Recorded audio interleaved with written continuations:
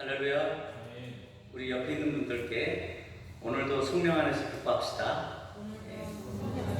기뻐합시다. 한 번 더요. 성령 안에서 기뻐합시다. 성령 안에서 기뻐합시다. 네. 오늘 찬양곡들이 다 성령에 관련된 거였죠. 예.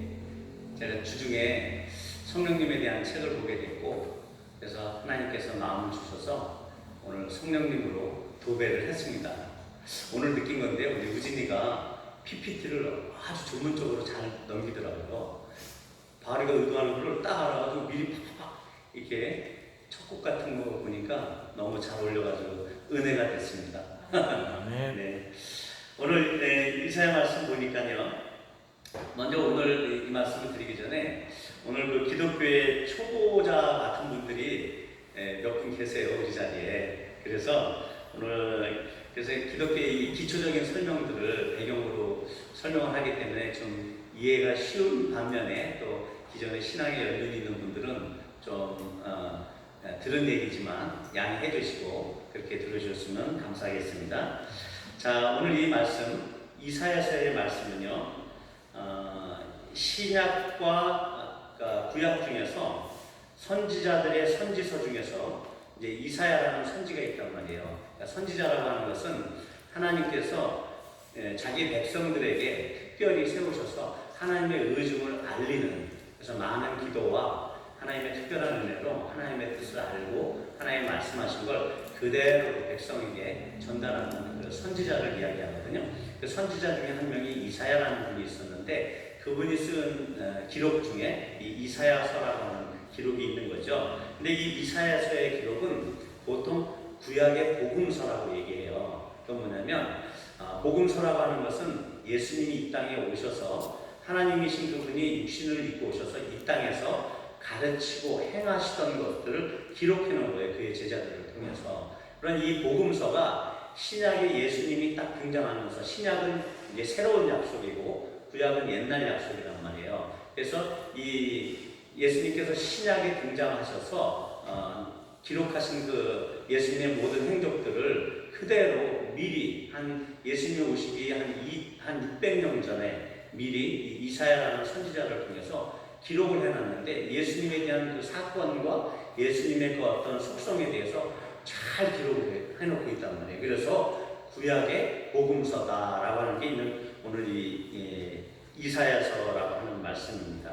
그런데 그래서 이 구약 시대에 이미 예수님의 모습과 행하실 일을 여러 군데 이제 이 책에서 기록하고 있는데, 오늘 성경의 내용은 지금으로부터는 한 2600년 전 당시에 하나님께 선택받은 이스라엘 민족, 그러면 지금 우리의 영적인 이스라엘인 우리를 얘기하고 있는 거예요. 지금 그리스도를 믿는 우리를 향한 하나님의 자비와 사랑과 은총을 지금 오늘 읽었던 말씀에서 기록하고 있습니다. 그래서 이 이사야가 그 노래를 하고 있는 것을 기록한 것이에요. 그것은 하나님께서 우리의 환난에 동참하시고 우리가 죽임을 당하는 사건들 같은 그런 죽임당하는 사건들에 있어서 구원해 주셨기 때문이라는 그런 내용입니다. 목소리가 잘 안 들리나요? 괜찮아요? 잘 들리네요. 네. 잠깐만 껐다 다시 할게요. 예. 그 대표적인 이야기가 오늘 홍해를 가는 이야기가 나오고 있습니다.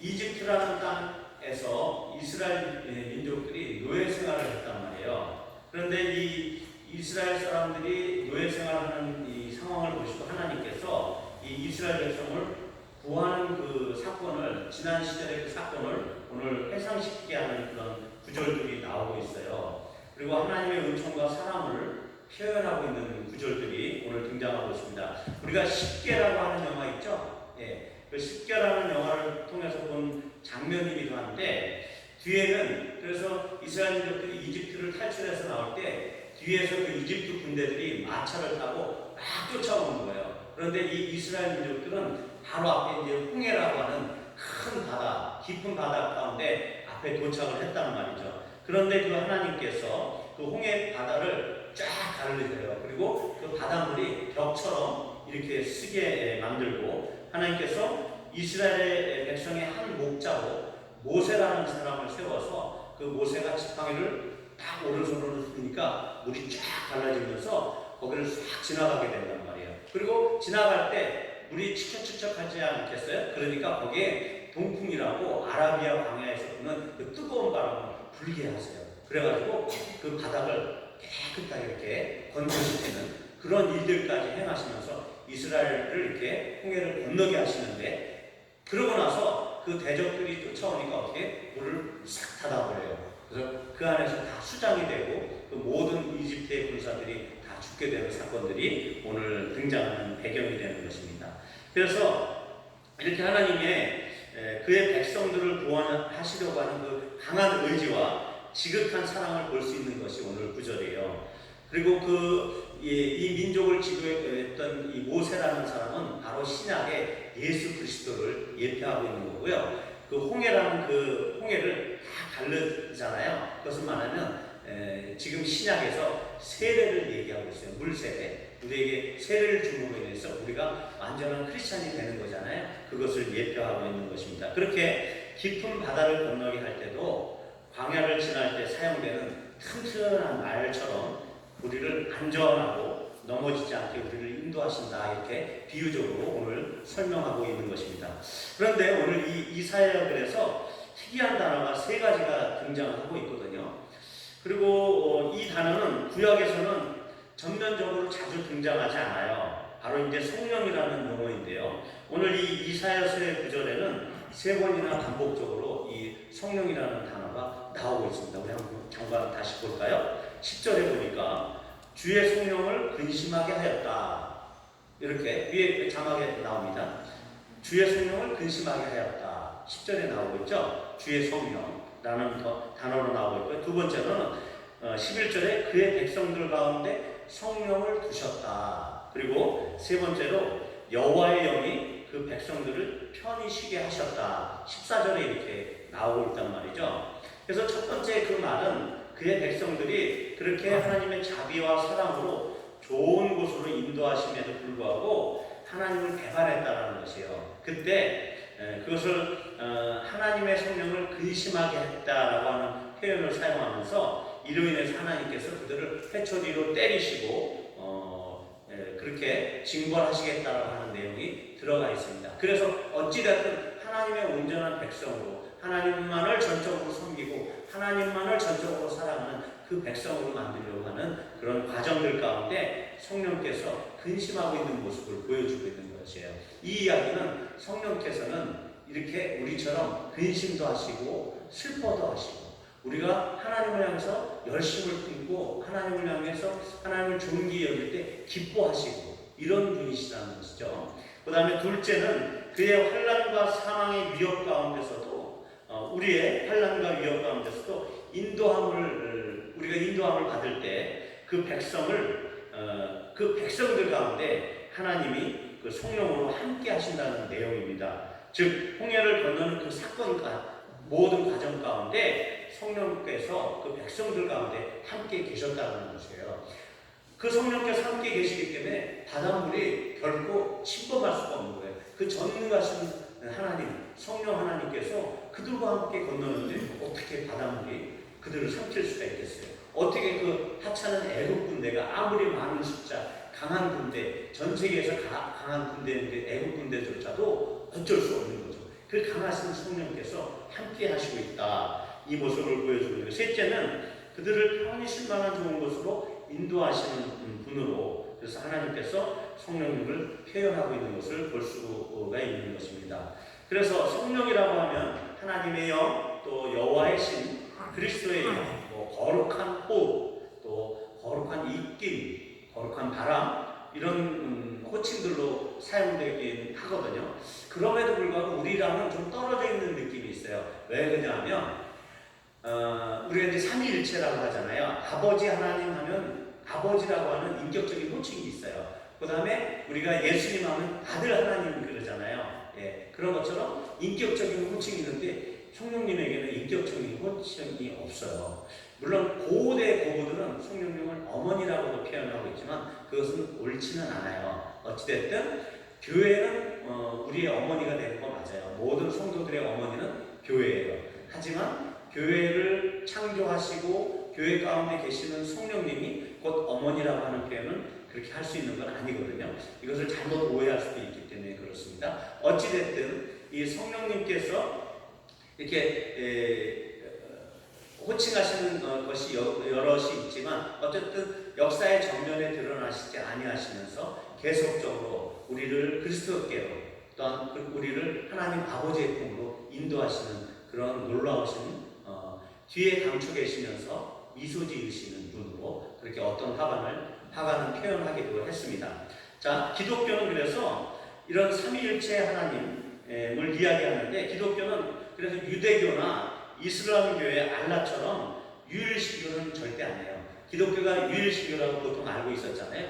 유일신교라고 하지 않습니다. 정확하게는 삼위일체교예요. 그래서 기독교의 신은 삼위일체의 하나님을 이야기를 합니다. 그래서 이상한 세 뿔이 달린 그런 괴물 같은 하나님이 아니고요. 이 삼위일체라는 개념은 신성을 공유하는 세 위격, 우리 인간으로 말하면 인격으로 표현할 수 있지만 하나님의 인격은 인격이라고 도저히 표현할 수 없는 분이거든요. 그래서 위격이라고 하는 말로 표현을 해요. 그래서 세 위격이 우리 인격처럼 각각 계신데 그 세 분이 한 하나님이라는 거예요.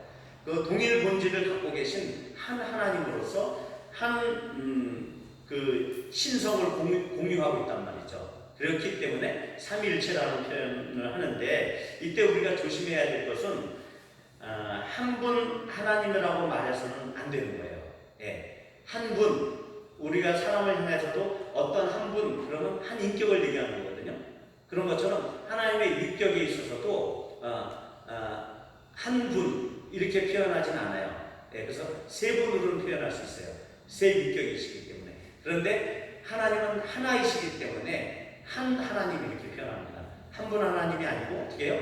한 하나님 이렇게 표현해야 옳은 것입니다. 어렵죠? 자, 삼위일체는 그렇게 어려운 것일 수도 있어요. 왜냐하면 인간의 제한적인 사고와 또한 인간의 제한적인 언어로는 그 무한하신 하나님을 우리가 다 표현할 수가 없어요. 하나님께서 자기를 계시한 것만큼까지만 우리가 이해할 수 있거든요. 근데 하나님은 우리를 그분 자신을 어떻게 계시하셨죠?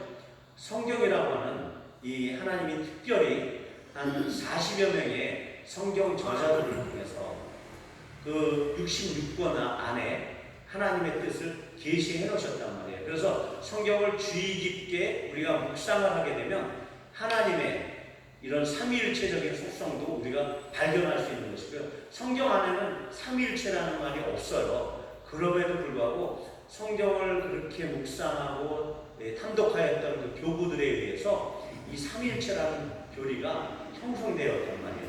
이것이 엄연한 사실이고 하나님은 그렇게 존재하시는 분이구나 우리가 이렇게 어림짐작할 수 있었던 것은 하나님의 자기 계시, 곧 이 성경을 통한 우리에게 주신 그 자기를 드러내신 사건을 통해서 그 무한하시고 창조주이신 그 하나님의 그 영원하신 그 하나님의 일부를 우리가 파악할 수 있었다는 것이죠. 그런 것처럼 이렇게 성령님을 설명을 하려면 먼저 이 삼위 하나님을 우리가 설명을 해야 돼요. 그렇게 이해를 해야 돼요. 우리 대부분의 크리스찬들이 아까 말한 것처럼 성령께서 전면적으로 나와 있는 어떤 그 인격적인 그 호칭이 없다 보니까 사람들이 성령님을 인격적으로 대우하지 않는 경우들이 있어요. 성경에 나타나는 성령님의 모든 사역들이 파워풀하기도 하고 어떤 능력을 행하는 것처럼 보이기도 하기 때문에 성령님은 어떤 능력이로구나 아니면 성령님을 어떤 일을 행하는 어떤 존재구나 이렇게만 이해를 하고 있다는 말이죠. 그런데 성령님은 동일한 아버지 하나님과 아들 하나님처럼 동일한 하나님으로서 우리의 모든 존귀와 경배와 예배를 받으실 만한 그러한 분이죠. 하지만 이 세 위격이 각각 하시는 사역을 조금 구분해 놓으셨을 뿐인데 그것도 역시 성경 안에서 파악되고 있는 그런 사역입니다. 그래서 인간이 인간으로서 존재할 수 있는 상태를 우리가 실존이라고 해요. 철학적 용어일 수도 있는데 이런 그 실존이라는 단어로 표현할 수 있어요. 우리의 존재 방식을.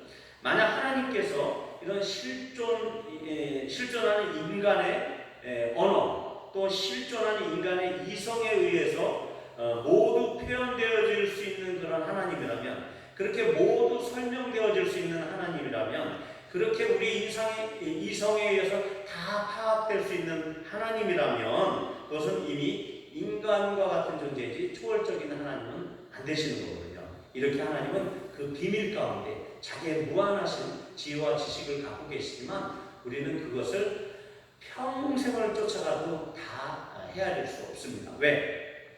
하나님이 영원 가운데 또한 계시기 때문이죠. 이 말은 어떤 거냐면 하나님께서 어떤 시점에서 존재하시는 분이라고 생각을 해보세요. 하나님께서 영원성이 아니라 하나님이 어떤 시점에 딱 긍정하시는 분으로 생각을 한다고 하면, 그건 다른 말로 표현하면 또 다른 시점에 어떤 존재가 또 나올 수도 있다는 것이거든요. 그렇기 때문에 그것을 배제할 수 없기 때문에 그런 신은 영원성을 가질 수가 없는 것입니다. 그래서 하나님은 시간이라는 피조물 안에 갇혀있는 신이 아니시고요. 이는 벌써 그렇다라고 하는 신의 자격을 잃어버리게 되는 것입니다. 이처럼 실존을 초월하고 영원성 가운데 계신 하나님을 인간이 완전히 이해한다는 것은 불가능한 것입니다. 단지 인간이 하나님을 이해하는 수준은 하나님께서 자신을 인간에게 드러내시는 정도까지만, 알리시는 것까지만 가능한 것입니다. 이와 같이 하나님 스스로 인간에게 자기를 드러내시는 것을 어려운 말로 계시라고 해요. 하나님이 자신을 우리 인간에게 드러내시는 거예요. 부분적으로. 그게 이제 계시예요. 그리고 부분적으로는 무한하신 하나님이 유한한 인간의 이 실존 세계에 개입하셔요. 무한하신 하나님이 이 인간의 유한한 이 인간의 실존, 우리가 존재하는 방식은 이 실존에 딱 하고 개입하신단 말이죠. 그 방법을 하나님의 경륜이라는 말로 표현하고 있습니다. 자, 어렵죠? 자, 어렵다고 생각하지 마시고, 자, 이렇게 하나님의 모든 경륜, 인간 사이에 있어서 개입하시고자 하는 이 하나님의 경륜의 기록이 뭐라고요? 성경이에요. 예. 그리고 하나님의 자기 계시의 완성이 뭐라고요? 우리를 향한 완성이에요. 성경이에요. 성경을 읽어야 되겠어요. 자, 주일날만 보고 그냥 저 뒤에 갖다 놔야 되겠어요. 하나님을 계속 발견하고 우리가 봐야 되겠습니다. 그래서 이 성경 안에 내용은 크게 세 가지로 나눠져 있습니다.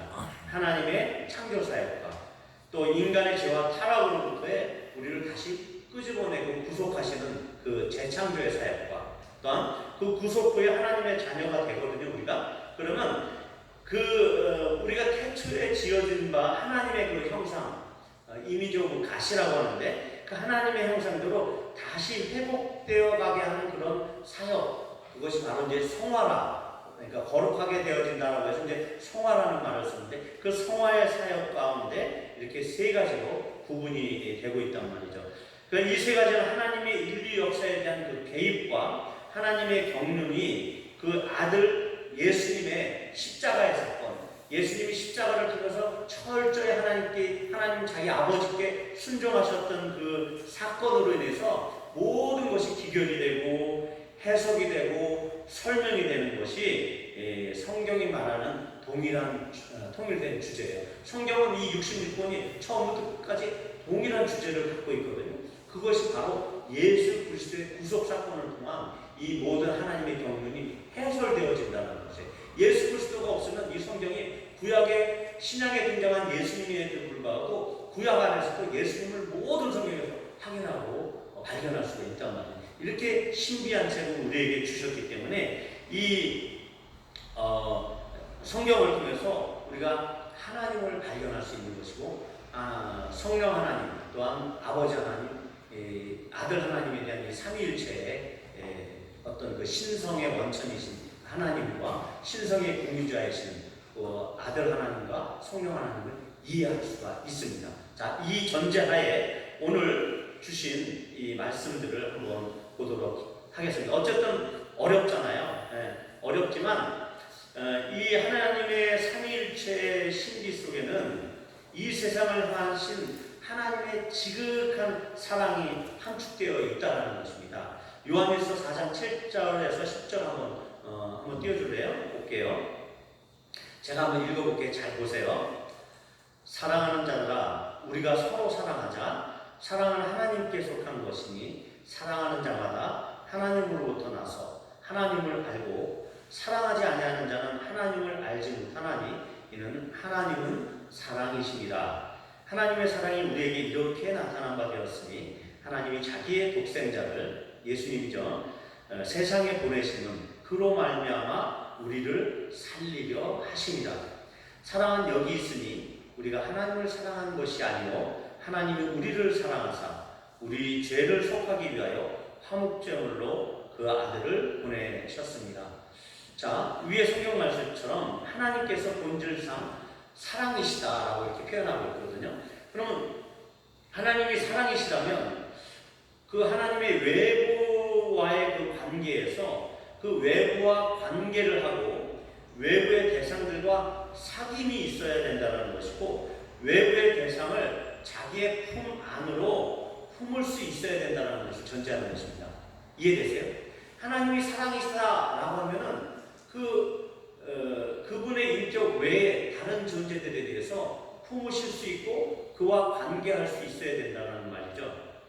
그리고 외부를 품으실 수 있기 위해서는 외부와의 자기 구분이 명확하게 있어야 된다는 거예요. 다른 어떤 대상을 내가 품는다라고 하면 자기 존재, 자기 자신이 정확하게 구분되어 있어야 된다는 것이죠. 자기 구분이 없이 단지 어떤 자기가 고립된 존재, 고립된 신이라고 하면은 외부를 향한 관계를 할 수 없는 것이에요. 그리고 외부의 것들과 사귐을 갖거나 그것들을 자기의 속으로 포용할 수 없는 그런 어떤 폐쇄적인 존재일 수밖에 없다는 그런 상황이 됩니다. 그렇다면 그 존재는 더 이상 사랑할 수 없는 존재고 사랑의 하나님이 될 수 없다는 것이 됩니다. 하나님은 그런데 성령에 의해서 그리스도 안에서 고통당하는 이 세계와 관계를 맺으시고 세상과 사귀시면서 세상의 고난에 직접 참여하시고 아까 이스라엘 민족들이 노예 생활을 할 때 참여하셨던 것처럼 참여하시고 그 고난받는 세상을 품에 안고 치유하시고 그 세상을 구원을 하시기를 원하신다는 것입니다. 이 사랑의 친교가 있는 그 근원지가 바로 삼위일체 이 세 분 안에서 이루어지고 있는 것이에요. 그 사랑의 근원지는 이 삼위일체 하나님 안에 있는 것입니다. 그분들은 그 지극한 사랑 속에서 서로 내주하시면서 서로 완전한 일치를 이루고 있는 그 모습을 우리에게 보여주고 있는 것이에요. 우리도 그것처럼 우리가 서로 사랑할 때 삼위 하나님의 사랑 안으로 우리가 또한 받아들여지는 것이에요. 이렇게 하나님의 삼위일체의 이 오묘한 신비 가운데 우리가 부름을 받았다는 것은 엄청난 특권입니다. 그 사랑을 알고 깨달아야 된다는 것이죠. 인간들끼리도 서로 지극히 사랑하지 않는 그런 관계가 아닌 이상은 자신의 존재의 의미와 또 내면의 비밀을 그 상대방에게 알려주는 경우가 없거든요. 그렇잖아요. 사랑하는 상대한테 내 비밀도 얘기하고 내가 이런 사람이야라고 내 존재의 의미도 밝힌단 말이죠. 그렇듯이 자신을 우리에게 이처럼 열어 보이신다는 것은 바로 우리를 구원하시고 우리와 영원히 사귐을 갖겠다. 이런 하나님의 지극한 사랑의 결단 때문에 온 결과인 것입니다. 오늘 이런 정도로만 우리가 삼위일체를 이해하고 오늘 이사야서에 등장했던 세 가지로 등장했던 그 성령 하나님이 우리를 향하신 그 경륜을 우리가 한번 초점을 맞춰서 이야기하도록 하겠습니다. 첫 번째, 이사야서 아까 10절에 나와 있던 것이죠. 63장 10절에 주의 성령을 근심하게 하였다라고 하시는 그 표현 안에는 이렇듯 성령 하나님께서는 우리의 죄나 부도덕한 삶에 대하여 하나님께서 근심하신다는 것이에요. 그리고 슬퍼도 하시고 어떤 경우는 기뻐도 하셔요. 그리고 완전한 인격성을 그렇게 갖고 계신 분임을 우리 성경 안에서 자꾸 표현하고 있습니다. 그리고 어떤 경우 성경에서는 하나님께서 즐겁게 노래를 부르시면서 마치 하나님께서 춤추듯 기뻐하는 그런 그 인상을 주는 성경 구절도 등장한단 말이죠. 스바냐 3장 17절에 이제 한번 띄워주실래요? 너의 하나님 여호와가 너의 가운데 계시니 그는 구원을 베푸실 전능자이시라. 그가 너로 말미암아 기쁨을 이기지 못하며 너를 잔잔히 사랑하시며 너로 말미암아 즐겁게 부르신대요. 그러면서 기뻐하시리라 이렇게 얘기하기 때문에 너로 말미암아 즐거운 노래를 부르시는 거예요. 룰루랄라 아이고 우리 한나 왔네 이렇게 부르신단 말이에요. 이 하나님의 이 지극한 사랑이 바로 성령 안에서 표현되고 있습니다. 그래서 성령님은 감정을 갖고 계신 분이에요. 동떨어진 어떤 물질이 아니에요. 우리에게 역사하는 어떤 능력이 아니라는 거예요. 그래서 이 인격적인 성령 하나님이 우리 안에 계시다는 것이에요. 우리 뒤에 보면 그것이 나와 있거든요. 자, 11절에 그 백성들 가운데 성령을 두셨다 이렇게 표현하고 있잖아요. 이것은 성령의 내주하시는 사역을 얘기해요. 자, 성령의 외적 사역이 있거든요. 근데 성령께서 우리 그리스도인 안에 내주하시는 역사를 표현하고 있습니다. 우리가 예수님을 우리의 주님 퀴리오스, 그 로마 시대에 황제를 퀴리오스라고 했거든요. 주님이십니다 이렇게 표현했단 말이에요. 그런 것처럼 우리의 주님, 우리의 황제, 우리의 왕이십니다 주님 이렇게 표현할 수 있던 것은 바로 성령님의 역사라는 것이에요. 성령님이 우리 속에 들어오셔가지고 우리 그 하나님을 주님으로 모시고 싶어 이렇게 할 수 있는 것이 바로 성령의 역사에 내주하시는 사역인데요. 고린도전서 12장 3절에 잘 나와 있어요. 한번 띄워주실래요? 그러므로 내가 너희에게 알리노니 하나님의 영으로 말하는 자는 누구든지 예수를 저주할 자를 하지 아니하고 또 성령이 아니고서는 누구든지 예수를 주시라 할 수 없느니라 이렇게 표현하고 있어요. 그리고 또 하나 고린도전서 3장 16절 한번 볼까요? 너희는 너희가 하나님의 성전인 것과 하나님의 성령이 너희 안에 계시는 것을 알지 못하느냐. 하나님은 영이시기 때문에요. 인간의 영으로서만 참으로 하나님을 알 수 있는 것입니다. 그리고 우리가 이성과 정신으로 하나님을 이해하는 것처럼 보일 수도 있어요. 우리가 우리의 언어를 가지고 하나님을 표현하는 것처럼 보일 수도 있지만 하나님께서 존재하시고 나와 관계가 있을 것이다라고 하는 그 우리의 이 신인식, 우리가 신을 인식하는 이 인식은요, 성령께서 이미 그의 영 가운데, 우리의 영 가운데 임하셨다는 것이에요. 우리가 예수님을 주라고 표현하는 것은 이미 성령께서 우리 영으로 오셨어요. 그리고 우리의 정신적인 것으로 우리 입술로 표현하고 있다는 것이죠. 정신으로 이해하고. 이런 성령의 내주하시는 사역이 이렇게 임하고 있는 것입니다. 우리는 성자 하나님에 의해서 죄로부터 구속을 받았어요. 이제 우리는 죄 짓는 존재가 아니거든요. 성령에 의해서 그래서 그 다음에 삼위 하나님과 교제하게끔 하시는, 그래서 하나님의 자녀임을 깨닫게 하는 그런 사역을 성령으로부터 우리가 받고 있는 것입니다. 성경은 그래서 하나님께서 이제는 백성들 가운데서가 아니라 우리 한 사람 안에 성령으로 임하시고 있음을 표현하고 있습니다. 네, 좀 떨어져서 할게요. 이는 성자 예수 그리스도의 구속 사역의 결과예요. 잠깐. 자, 목소리라도 다 들려요. 또한 성령 하나님께서는 창조의 능력이시고 또 지혜와 지식의 원천이시고 모든 만물에게 생명을 부여하시는 분이시며 우리 인간에게 예수 그리스도에 대한 믿음을 허락하시는 분이고 또 그리스도와 그 연합해가지고 우리 이 교회를 창조하시고 자, 해볼게요. 조금 더 낮추세요. 좀 더. 됐어요? 예. 그리고 이 교회를 사랑하시고 지금도 우리 이 교회 가운데, 지금 이 예배 가운데 머물고 계시는 거예요. 믿으세요? 예. 그래서 그분의 자녀들을 진리 가운데로 인도하시는 그런 모든 성화의 사역 속에서 자신을 지금도 우리에게 계시하고 계시는 분들입니다. 이 실존 세계에서 자기를 지금도 이렇게 이런 모양으로 계시하고 계시면, 이처럼 자신을 위해서 우리에게 자신의 존재에 지극한 신비를 보이신 이유는 우리 인간과 세상을 향한 지극한 사랑에 연유한 그분의 자기 결단입니다. 자기 구원의 의지 때문이에요. 하나님이 이렇게, 성령님은 그분의 그 강한 의지를 갖고 있어요. 어떻게 해요? 우리를 구원해 주십니다. 어떻게 해요? 우리를 하나님의 그 거룩한 모습으로 변화시켜 가겠다. 이 강한 의지를 우리가 느껴야 됩니다. 인지해야 돼요. 그래서 날마다 우리는 그 우리의 의지를 사용해서 그 성령 하나님을 만나고 교제하기 위해서 성경 앞으로 나가야 되는 것이며 기도를 해야 되는 것이에요. 그래서 우리 영으로 기도하고 위해서 성령님과 더욱더 친밀한 교제와 관계를 누려야 되는 것입니다.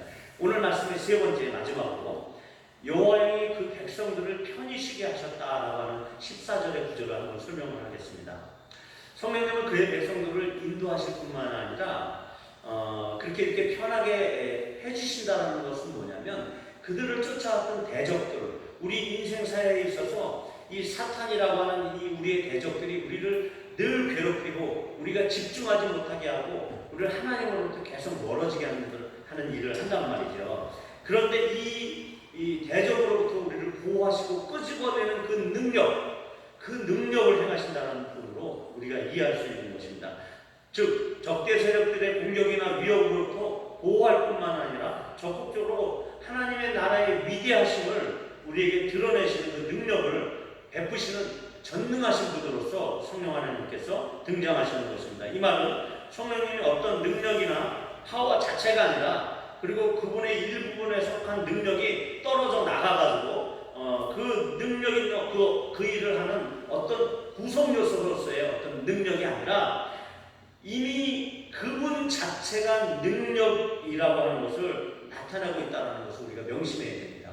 하나님의 능력이 떨어져 나와서 그 일들을 행하시는 것이 아니라 하나님의 우리 역사적인 현실 가운데 우리의 이 실존하는 그 현실 세계 가운데 그분이 직접적으로 임하셨기 때문에 그 능력이 나타나는 것이지 애따 능력 받아라 해가지고 능력을 떨어져서 어떤 구성력으로서 능력을 보내시는 게 절대 아니라는 얘기예요. 이해되셨죠? 이 하나님의 엄청난 은혜를 우리가 깨달아야 됩니다. 그래서 성경에서는 성령님의 능력을 잘 나타내고 있는 구절이 어떤 부분이냐면 신약에 베드로가 예수님을 3번 부인했잖아요. 그죠? 예수님을 모른다 그랬잖아요. 예수님을 3년 동안 쫓아다녔던 베드로가 주는 그리스도요, 그러시죠, 하나님의 살아계신 하나님의 아들입니다. 이렇게 멋진 고백을 했던 이 베드로가, 수제자 베드로가 그 여인 종 앞에서 너도 이 예수를 따르던 사람이 아니냐 그랬더니 나는 예수를 모른다고 3번씩이나 부인하니까 그때 예수님의 말씀처럼 새벽 그 닭이 울기 시작하잖아요. 그런 이 베드로가 오순절날 너희가 몇 날이 몇 되어서 그 성령이 임할 것이다 라고 하는 그 예수님의 그래서 그 성령을 기다리라 이렇게 얘기했던 그 말씀처럼 그들이 마가의 다락방에서 120문도가 계속 기도하고 있었잖아요.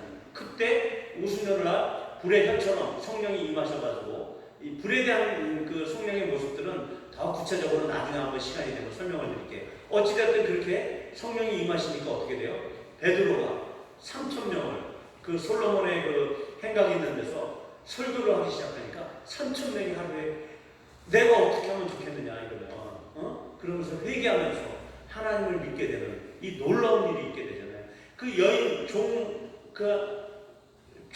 여자 종의 그 말 한마디에 겁을 먹고 쪼그라들고 예수님을 3번이나 부인했던 그 베드로가 갑자기 이렇게 한 50일 만에 이렇게 등장해가지고 3,000명에게 예수 그리스도에 대한 증거와 복음을 전하기 시작한단 말이에요. 그러니까 사람들 3,000명이 회개가 일어나고 그들의 죄와 그 마음의 답답함을 어떻게 했으면 좋겠느냐. 주 예수의 이름으로 구원을 받아라. 이런 담대한 설교를 하게 된다는 거죠. 이게 바로 성령님의 능력이라는 거죠. 성령님이 임하시면 은사들이 나타나기도 해요. 뭐 병고침의 은사나 능력을 행하거나 이런 것들이 나타날 수도 있습니다. 하지만 그것은 은사에 불과해요. 네, 진짜 큰 하나님의 능력은 어떤 것이라고? 사람을 변화시키는 거예요. 사람의 내면 안에 그 찌들고 죄로 찌들고 중독에 찌들고 이렇게 도저히 변하지 않을 것 같은 강도와 같은 살인자 그 심령 안에 성령님이 임하시게 되면 그 내면이 즉시로 바뀌게 되고 하나님의 나라를 보게 되고 하나님을 사모하게 되는 이 놀라운 일들이 일어나는데 이것이 바로 진짜 하나님의 능력이며 성령님이 임하시는 증거인 것입니다. 이처럼 하나님 영이신 그 성령님께서는 인간 내면의 영 가운데 임하심으로 인해서 변화를 일으키시는 것입니다. 단순히 성령이 주시는 은사가 아니고 이것은 그런 것들은 성령님의 능력의 축에도 끼지 못하는 것들입니다. 그런 기적과 더불어서 어떤 경우는 혹은 그런 기적이 없어도 인간 내면의 변화를 가져오는 능력이야말로 가장 큰 능력이라고 볼 수 있는 것입니다. 이런 능력은 이전까지 인간 세계 안에서 허락된 적이 없어요. 우리 지금 이 시대에 오순절날 성령님이 임하시고 나서 이 교회 시대가 열리면서 이런 놀라운 축복과 은혜가 우리에게 임하는 것입니다. 그러니까 우리는 지금 은혜의 시대에 살고 있는 것이죠. 사도행전 2장 33절, 사도행전 1장 8절을 한번 읽어볼게요. 하나님이 오른손으로 예수를 높이시매 그가 약속하신 성령을 아버지께 받아서 너희가 보고 듣는 이것을 부어주셨느니라. 약속하신 성령을 이렇게 우리에게 보여주신 거예요. 보내주신 거예요. 사도행전 1장 8절에는 오직 성령이 너희에게 임하시면 너희가 권능을 받고 예루살렘과 온 유대와 사마리아와 땅끝까지 이르러 내 증인이 되리라 하십니다. 기독교는 바로 성령님의 능력의 종교입니다. 그리고 기독교는 인간의 전적인 무능력을 믿는 종교입니다.